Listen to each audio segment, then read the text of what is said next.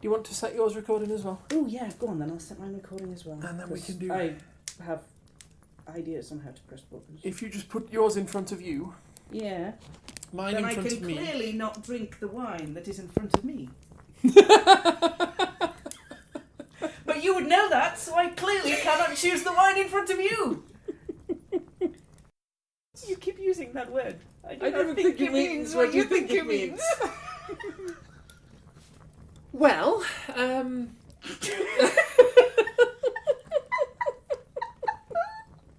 Where were we?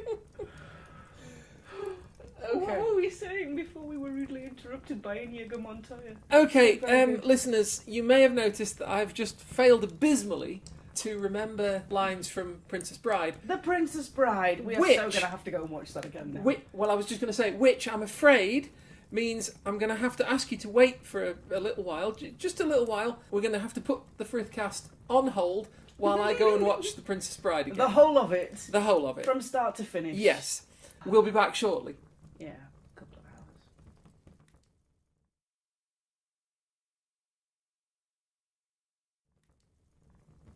If you've not seen The Princess Bride... They have. They have? They must have. Oh, that's good to know. If there might happen to be the odd occasional person who needs their memory refreshing as to the content of said genius diamond of a film... Well, let's just put it this way. It's a sparkly gem. It is an utter sparkly gem. I'm a fairly amateur connoisseur of sword fights in films. I love me a good sword fight in a film. Mm. And, you know, the Lord of the Ring ones, pretty spectacular. Right up there. All of that kind of Last Kingdom stuff, really, really good. Princess Bride, the sword fight in The Princess Bride, best one I've ever seen. It was utterly. There are no breathtaking. words. Epic fail of words. I'm in awe of that sword fight. Breathtaking. It is. What do you think? Quite genius. What are your thoughts? And I promise we'll actually get on with the Frithcast in a minute. Uh-huh. What are your thoughts on the Star Wars sword fight? And I quite like also, the whole kind of the Yoda. What, bouncing around in episode 3? So good! See, So very good! That did not move me at all. Oh, God, it moved me right across. I was bouncing around the sofa. That was fabulous. I've got to say, I mean, you got the original one in episode 4, or Star Wars, as it was originally. Well, yeah. Oh, that's a debate, isn't it? I know. Anyway, steady. But Come back. Just keep it on the line. Between Obi-Wan and Vader. Classic. And they're sort of standing there and just occasionally swiping at each other. Yes. But that was the point, because they were absolutely lethal. They were masters. They were play acting. Yeah. That was the thing. They were playing it out in front of Luke. Because reasons, and both of them knew how it was going to go. Yeah. But then you get the episode 1. Also, it was two older dudes. Yeah. Playing it, and still good. It was good. It was good.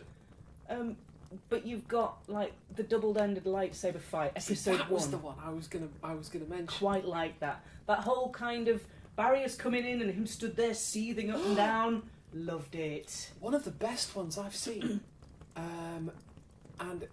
People will debate me on this, and I'm going to stand by it because I thought it was awesome. But you know, if you have a different opinion, by all means, feel free to let me know in the comments. One of the best ones I've seen, lightsaber fights I've seen, wasn't actually a Star Wars one at all. It was that one, and Art of the Saber. Was that with the Civil War letter over the top of it? Yes. Good God, that's gorgeous. It was beautiful, and it was... I was not crying, you were crying. It's a YouTube video, like a fan-made thing. We'll put a link into the description because you kind of need to take a few minutes just to see this. Yeah, the music, the narration... And the way it's shot as well. The way it's shot, and of course the choreography. Brilliant. Yeah, but Princess Bride. Every time. Sorry, yes, Princess Bride was... Dread Pirate Roberts in Inigo Montoya on top of the cliffs. I know something you don't know. Oh. I am not left-handed. Oh, don't do it. Don't do it. If they've not seen it, don't do it. Don't do it. Yeah. Okay. Love me a good sword fight. Should we do a Frithcast? Let's do a Frithcast. Okay. Episode 18? 18. Wait for it. You go. Dum dum dum dum dum dum dum. Dum dum dum dum dum dum dum dum dum.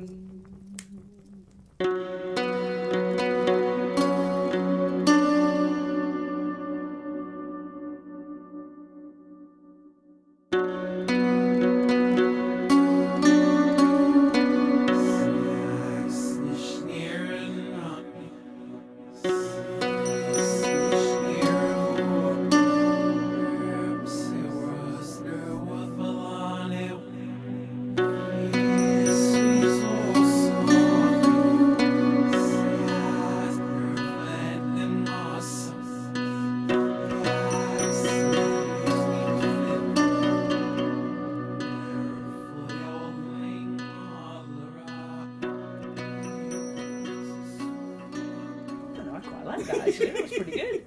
For caffeine-fueled, late-night kind of warbling, that was actually in key and mostly in all the right places. Coffee-powered druid. Coffee-powered druid! I still need to get you that t-shirt. But yes, welcome to Frithcast number 18. Hello. Hello. Hello. You join us, Suzanne and Kate. Hello. I'm Suzanne. I'm one of the UK ambassadors for TAC, which is the Asatru community. Indeed. I'm Kate, and I'm not. Okay, moving on. I'm sorry. You are not. I'm just a passing druidy thing. Yeah, please stay instead of passing through. That I just would be live great. Yeah, please continue to do so. That would be great. Gladly. So we thought for episode 18, way back in episode 9, we had a bit of a story time. We did. Why 9, Suzanne? Why 9? Because reasons. Okay. 9 is a fairly, it's a significant number in Norse mythology. Okay. You have 9 worlds. You have lots of things which are multiples of 3. Making 9, generally 3 multiples of 3, or the number 3 and the number 9 crop up a lot. So we thought, kind of echoing that, we would do a bit of a story time, give or take every 9 episodes, which means you just have to listen to us kind of droning through a story twice a year. Sell it. Go on. I'm with the upselling thing. There's something in there about it. We've got a whole lot of the myth cycle to choose from. So we figured today we'd look at one of the stories from right at the very beginning. In fact, the first story, which is the creation of the worlds, if you like, how the whole thing comes into being. So we'd like to introduce to you now how the worlds began. Okay. In the beginning, there was fire. And in the beginning, there was ice. So we kind of hope you enjoy.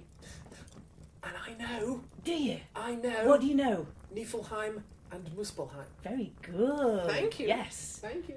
These are the slightly bigger versions of a matchstick and an ice cube. Just ever so slightly bigger than a matchstick and an ice cube. These are massive realms of ice, glaciers, cold winds, coming together with the realm of fire. I know a song about that. Yeah? Go on then. Song of Ice and Fire. I'm Song sorry. of Ice and Fire. Oh. I'm sorry. No, you know. I am. At least it wasn't Ring of Fire. Oh no. No. No. And it burns. So I'm told. Lou roll in the freezer every time. No. I wasn't going there. I was. I know. So we hope you enjoy this story, and we'll talk to you again in a bit. Temporarily bye-bye. Temporarily bye-bye. In the first poem of the Elder Edda, the seeress tells us of the beginning of time, when nothing was. Sand was not, nor sea, nor cool waves. Earth did not exist, nor heaven on high. The mighty gap was, but no growth. The gap was first and came before all, the great emptiness, the nothing. In the beginning, there was fire, and in the beginning there was ice. Into the gap poured smoke and sparks from the south, and ice and howling winds from the north. As the heat and cold met, Ymir, the father of giants, appeared in the ice. Ymir fed on the milk of the cow Audhumla. She licked blocks of salty ice, releasing Buri, the first man.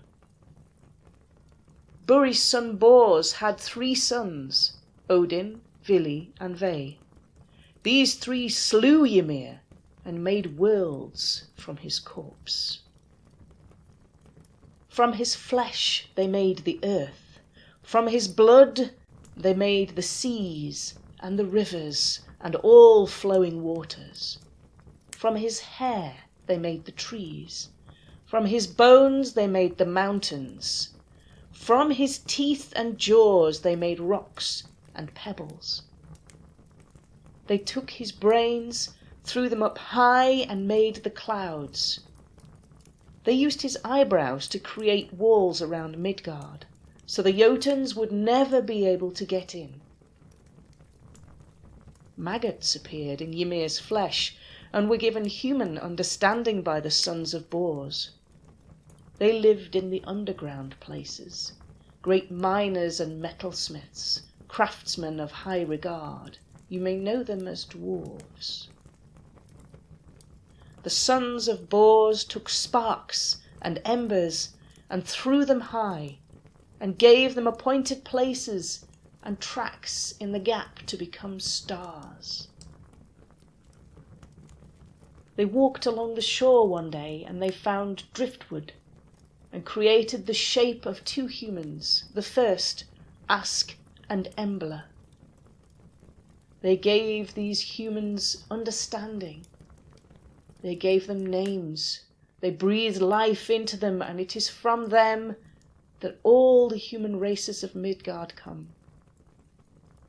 The sons of Bor and Bestla built Asgard, a mighty stronghold for themselves. Odin sat in his hall on a high seat, seeing and understanding all he saw in every world. Odin married Frigg, but he also had a son with Jord, and this son was Thor, might and strength. The gods built the Bifrost, the shimmering bridge from Midgard to Asgard. So welcome back. We hope you enjoyed the retelling of the beginning of the cosmology. I did. Did you? I thought it was brilliant. That's good. That was very nice. That's all right. So, I know I'm biased, but well, there might be a bit of that. So we've got a little bit more time in this episode. One of the other things we wanted to touch on was the concept of fate, fates. Some people might know it as destiny. You might know it as weird, especially if you're from Scotland. Yes. WYRD. As in Weird Sisters? As in Weird Sisters. The 3 witches in Macbeth, and they're stood on top of a windswept moorland with a cauldron, and the 3 of them are crouched round it, and in Macbeth they go double, double, toil and trouble. But in Pratchett they go, when shall we 3 meet again? Well, I can do next Tuesday. Yeah. Which I know. Oh, dear. Oh, Cordo.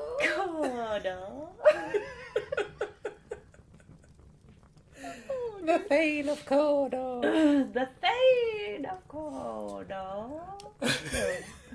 Let's pull it back. All right. Pull it back. Okay. So we're looking at 3 beings, the 3 Norns, who they sit at the bottom of the world tree, and they have individual names, and as far as I understand, you have either one who spins, one who weaves, and one who cuts, or you have them translating to past, now, and future. Okay. So they are they're connected again. You've got that repetition of 3. Is it worth throwing in at this point that this is reflected in several mythologies? Yes, the Parkai. The Parkai in Roman mythology are 3 women who do exactly the same thing. They have the same in Greek, don't they? Yes, they do. They are one called eyeball. the Fatai, I believe. The Fates. Yeah. Are they the ones that have one eyeball between the 3 of them? Those were the Stygian witches. That's right. I always get them confused. But having said that, Same postcode. they might be the same postcode. I don't know whether they're supposed to be like earthly manifestations of the Fates. Perhaps there is a link there. I don't know. Would have to. I'm not terribly up on my Greek. That's all right. I mean, you have a similar echo in other cultures. You have 3 women or 3 beings that will look at controlling destinies or fates. So between the 3 of them, they decide what lives interact with others, when one life is stopped, which direction it takes when it's woven, where it starts and stops in the middle, and all the bits in the middle as well, what pattern it creates amongst other lives. Okay. And it's almost understanding your life as a thread. And as you go through your day, or as you go through the larger events in your life, you interact with other threads. You weave a pattern with them, if you like. Okay. And this is your weird. For me, it's a different concept to karma. To do karma understands that you can store up good karma. Okay. And therefore rebirth on a higher perception of the wheel on the next time round. It's the Hindu version. That's the Hindu and Buddhist. I think have a similar understanding concept. of perception of. In the case of Buddhism, it's a progressive advance through sort of higher Layers of states until you reach release from nirvana. Release from sort of the reincarnation cycle. Yes, yeah. So, for me, this is a different concept than the concept of karma and nirvana. This is, for me, I understand my own life to be a thread, and it's woven with others. Okay. So the threads of my friends and family will cross my threads more often than those of strangers, if you like. So that set of threads will almost group together. So my friends and family, out of all the people in the country that I could meet in a day, I'm more likely to see members of my friends and family, and my work colleagues technically, but more likely to see my friends and family than strangers in a day. So in Norse heathen philosophy, fate is a Feynman diagram. This is in physics, it's a graph that renders the movement of a particle or a ship or a mass or anything through space-time by drawing a line with it's got space across the bottom and time on left the and right, axis. and it's got time up and down. It kind of shows the. If you cross that with a weaving loom, you've pretty much got it. Okay. Because the concept of a path being woven, a fate being woven, is hugely strong. So there is a reason that the Norns, these 3 who sit under the world tree, will spin, weave and cut. Okay. So it's all to do with weaving your thread, weaving your life. And the way that is portrayed, the concepts of spinning and weaving and the concept of destiny are hugely intertwined. We'll drop some links into the description like we usually do. Yeah. Go and have an explore. It kind of brings to mind there is a very fatalistic understanding of life, especially in that 10th century world when it's very, very harsh. You come to accepting that certain things are going to be very, very grim. Yeah. So you can square with that. There's not there are some things that you can't get out of. Yes. The harsh winter or the yes. the that sort of thing that you just have to kind of grit your teeth and. Yeah, there are a couple of quotes that come to mind, and one is from the 13th Warrior because Antonio Banderas. Okay. And that is, fear profits man nothing. Mm-hmm. So to be afraid is just wasting your energy that you could be using to do other things. as we record this, there was a conversation on the TAC group touching on the question of fear. Yes. And was it okay for heathens to be afraid of things? I think, I mean, my feeling on that, and I'm sure, I think a lot of, a fair few people seem to have a similar viewpoint, which is that, you know, you can't be brave about something if you're not afraid of it first. Yes. Can't have courage if you don't have fear. No. So yeah, I mean, fear alone profits us nothing. Yes. I mean, there's a similar saying in the Roman tradition, and I can't remember who it was. I want to say we'll find it and put a link in. We'll find it and put a link in. One of the phrases was, better it is to have a stout heart always and face your share of troubles than to be ever fearing what may happen. Mm-hmm. Which I can go for that. It's a similar sort of idea. Kind of roll your sleeves up, get on with it as best you can, do the thing. The other quote that I came across that put me in mind, especially of this episode, was one which I will paraphrase because I can't remember the exact wording, but it essentially says, a man will often meet his fate when he's trying to run away from it. Okay. Yeah. So the concept of fate being set, future events being set, for me personally, and it may be different for yourselves, lovely listeners, wanting UPG stuff because you may view it completely differently and it's all good. Mm-hmm. For me personally, certain key events are set, but the things that I can do in between those key events are mine. So you're going to be going through certain destinations on your journey, but the route you take to them can change. Yes. It's the deep and meaningful concept of everything is connected. Well, indeed. And it's all good. What the thing that's in my head while I'm listening to you explaining it, and I may be sort of rushing ahead and what have you, but is visualising this. Yes. As or trying to imagine the structure as it would appear if I was able to sort of look at it and see a pattern of it. And I can't help but think of it as one of these diagrams, but it's obviously multiple dimensions because you're going to have a thread in this sort of twisted, almost like a rope. Yes. But then each thread in that also twists into other is groups. Also through other groups and stuff. Yes. And the whole pattern is something. Now the Allfather can see parts of this pattern that is coming. Frigga, High Lady of Asgard, can certainly see parts of this pattern that are coming, if not all of this pattern that is coming. The rest of us not so much. No. No. So it's kind of a big topic. We'll throw links into the description. Go and have a zoom around. Do it. it. Because to me, it's a fascinating idea. I've always been interested in fate in the sense of I'm quite interested in what predestiny and self. Oh, what's the word? Self. Determination. Like governance. Yes, self-determination. Yeah. And predestination. I've always had a fascination with the nature of time. And just to he's wibbly wobbly timey wimey. Wibbly wobbly timey wimey stuff. Yes, that's right. People think it's just a line from one thing to another. But, no, it's not. It does all manner of strange things. But there is a school of thought that says that time. I think it's called the block time theory, and it says that time is actually a static structure. That it isn't moving. We have the sense of it moving from past to future. Yes.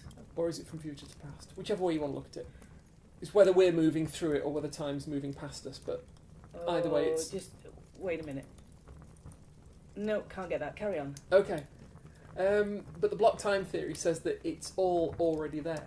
It's like this sort of crystalline lattice structure or whatever, and that all that's happening is that the version of us which exists at different moments perceives the we can look at it can look at the past, if you like, yes. all the moments that are in that direction, yes, and it can see them all, and it perceives the sort of memories, if you like, that have come from those versions, but it can't see if it looks the other way down the line. It can't. It can sort of guess where it might be going, but But it's not that version of us is moving. There's a version of it next door, in the moment next door, and the moment next to that, and the moment next to that, and it's just the sort of combination of all the different perspectives along the line that make us feel as though time's actually moving. But in actual fact, everything is still, and it just, the way you've described weird makes me wonder if the threads are already there. Yes, and you're just... And all we're doing is we're just taking a moment or a little point on that thread and going, that's where we are at the moment. And it's like it's almost completely arbitrary. We're actually all the way along that thread from beginning to end, all at the same time. But it's just... So it's kind of like, if I take that and I mix it with worm theory of the theory of identity in philosophy. Yeah. But that... Oh, no, I'm going to have to go... This is some trippy stuff right here, and I'm going to have to go away and think about this a little bit more. And it's too late, my brain's overloaded. Okay, fair enough. But again, we'll put all the links in the description. Go and, my brain's just short-circuited, so I'm going to just go away and have to rethink some stuff. Okay. Yeah. Tomatoes are not a fruit. But bananas are a berry. They are not. They are. They're the wrong shape. It's true. They are not a berry. It's true, and I know it's true. God. I know it's true because they told me it on QI. Oh no. I get most of it. That was it. That was my one remaining brain cell short-circuiting. Is it? That was I'm sorry. it. I'm gone now. I don't actually know anything that I didn't learn from QI or crack.com. That's basically the sole source of everything I know. Okay, well, on that note, we shall say goodbye for this episode, because I just need to go away and rethink some stuff. My whole, theory of space-time and identity, and I just need to go and sort some things out in my brain, because... Said it was wibbly-wobbly. Kind of rearranged it a little bit. Thank you so much for rearranging the stuff that was in my brain. It's a pleasure. Thank you, listeners, for listening. Thank you, lovely listeners. Before we go, I'm just going to ask Suzanne, should the listeners wish to find out more about you or contact you, how would they go about doing that? How would we go about doing that? Well, I am a Suzanne Martin on Facebook. I am also on Twitter at Suzanne Tac, T-A-C. Mm-hmm. Come and say hi, throw me a friend request. Do the thing, really. Cool. Drop me an email, it's all good. And should you want to contact me for any reason, I can be found probably best on my sort of website, what passes for a website at glassrain.net, and all my social media accounts and things are linked from there. Yeah, so we will, I'm going to go away and rethink some stuff. And we will talk to you all next time. Bye-bye. Night.